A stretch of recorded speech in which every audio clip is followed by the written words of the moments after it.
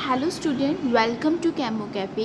आज हम डिस्कस करेंगे न्यूक्लियोफिलिक सब्स्टिट्यूशन रिएक्शन और उसके दो टाइप्स हैं, जिसमें से हम आज एक टाइप को हम डिस्कस करेंगे। ये भी एग्ज़ाम की मोस्ट इम्पॉर्टेंट रिएक्शन है, तो स्टूडेंट इसको केयरफुली आप समझने की पूरी कोशिश करिएगा एंड इस वीडियो को लास्ट तक देखिएगा, तभी आपको ये पूरा कंसेप्ट समझ में आएगा। तो आज का जो हमारा क्लास है वो हम डिस्कस करते हैं nucleophilic substitution reaction. You know nucleophilic क्या होता है? न्यूक्लियोफिलिक वो स्पीशीज़ होती है जो कैरी करती है नेगेटिव चार्ज। सब्स्टिट्यूशन मतलब न्यूक्लियोफाइल का क्या हो रहा है? सब्स्टिट्यूशन हो रहा है, उसको हम क्या बोलते हैं? Nucleophilic substitution reaction. तो स्टूडेंट, इन दिस रिएक्शन जो सबस्ट्रेट मोलिक्यूल जो होगा वो क्या लेंगे हम? Alkyl halide. सबस्ट्रेट मतलब रिएक्टेंट जो हम लेंगे वो हम क्या लेंगे? एल्काइल हैलाइड लेंगे, जिसे हम हैलो एल्कीन भी बोलते हैं। विच रिएक्ट विद न्यूक्लियोफिल, जब ही क्या करेगा, जो एल्काइल हैलाइड है किसके साथ हम उसकी रिएक्शन करवाएंगे? इसे न्यूक्लियोफाइल के साथ करवाएंगे। तो जिसमें हैलोजन एटम जो होता है वो क्या होता है? लिविंग ग्रुप होता है। Since the substitution reaction is initiated by the nucleophile, और उस रिएक्शन को हम क्या बोलते हैं? न्यूक्लियोफिलिक सब्स्टिट्यूशन रिएक्शन बोलते हैं। सपोज करिए, मैंने यहाँ पर एक एग्जांपल ले लेते हैं, ठीक है, समझने के लिए कि कार्बन है CH3 CH3 CH3 और Cl। ये मैंने एक एल्काइल हैलाइड लिया है। अब इसकी रिएक्शन किसके साथ करवा दूँ स्टूडेंट? किसी न्यूक्लियोफाइल के साथ करवा दूँ। न्यूक्लियोफाइल यहाँ पर मैंने क्या ले लिया? Br नेगेटिव ले लिया। तो स्टूडेंट होगा क्या कि जो ये Cl जो होता है, ये एलोजन जो है इसे लिविंग ग्रुप होता है, तो Cl की जगह पे किसका एडिशन हो जाएगा? Br का एडिशन हो जाएगा। Br का क्या हो जाएगा? एडिशन हो जाएगा। एंड उसी को हम क्या बोलते हैं? न्यूक्लियोफिलिक सब्स्टिट्यूशन रिएक्शन बोलते हैं। Cl क्या हो गया? इसे लिविंग ग्रुप, वो Cl बाहर निकल गया। अब न्यूक्लियोफिलिक सब्स्टिट्यूशन रिएक्शन जो होती है वो दो टाइप्स की होती हैं। एक होती है SN1 रिएक्शन और एक होती है SN2 रिएक्शन। यहाँ पर जो S होता है इसका मतलब होता है सब्स्टिट्यूशन, N का मतलब होता है न्यूक्लियोफिलिक, 1 का मतलब होता है यूनिमोलिकुलर, और SN2 दूसरी होती है, उसको हम बोलते हैं S सब्स्टिट्यूशन, N न्यूक्लियोफिलिक और 2 क्या है? बायमोलिकुलर। तो आज के क्लास में जो हम डिस्कस करेंगे वो है SN1 रिएक्शन। तो बेटा स्टूडेंट, पॉइंट टू पॉइंट आपको उसको वर्क करना है, रटने की आपको ज़रूरत नहीं है, सिंपल आपको फोकस करना है समझने पर। SN1 रिएक्शन जो होती है ये दो स्टेप में होती है। It is a slow step होता है एंड इज़ रिवर्सिबल होता है। जो फर्स्ट स्टेप होता है उसका SN1 का वो स्लो स्टेप होता है, और कैसा होता है? रिवर्सिबल होती है reaction, and it is a rate determining step होती है। रेट ऑफ ए रिएक्शन, जो रेट होती है रिएक्शन की, वो डिपेंड करती है कंसंट्रेशन ऑफ एल्काइल हैलाइड पर। कंसंट्रेशन पे डिपेंड करती है, not on the concentration of nucleophilic. Nucleophilic की कंसंट्रेशन पे डिपेंड नहीं करती है।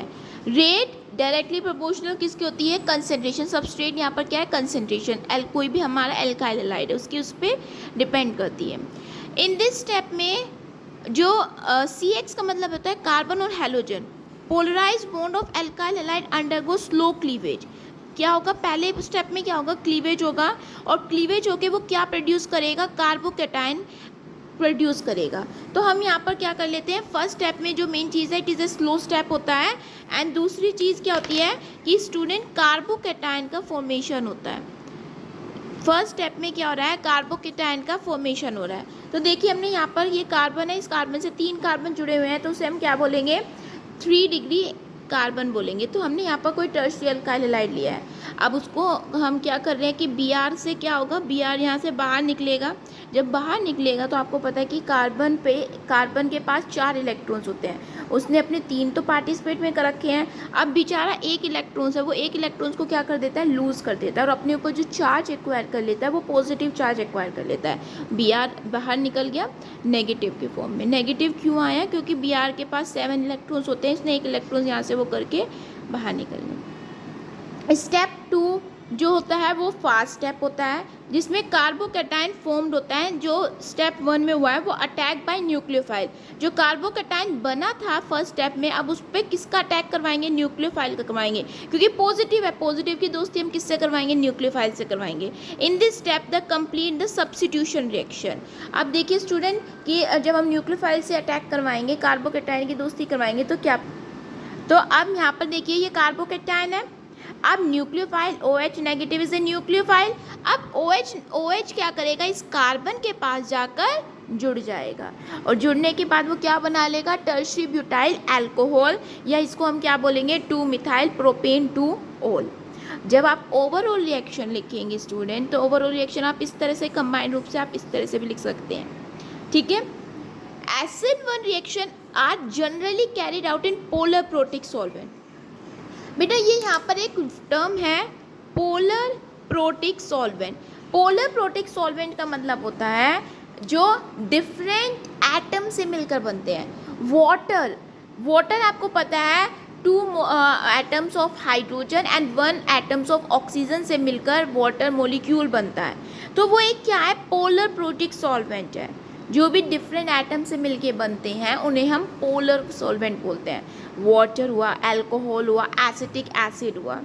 सबस्ट्रेट मॉलिक्यूल जो होते हैं इस एल्काइल हैलाइड, सबस्ट्रेट मॉलिक्यूल आपको पता है कि जो रिएक्टेंट होता है उसे हम एल्काइल हैलाइड बोलते हैं।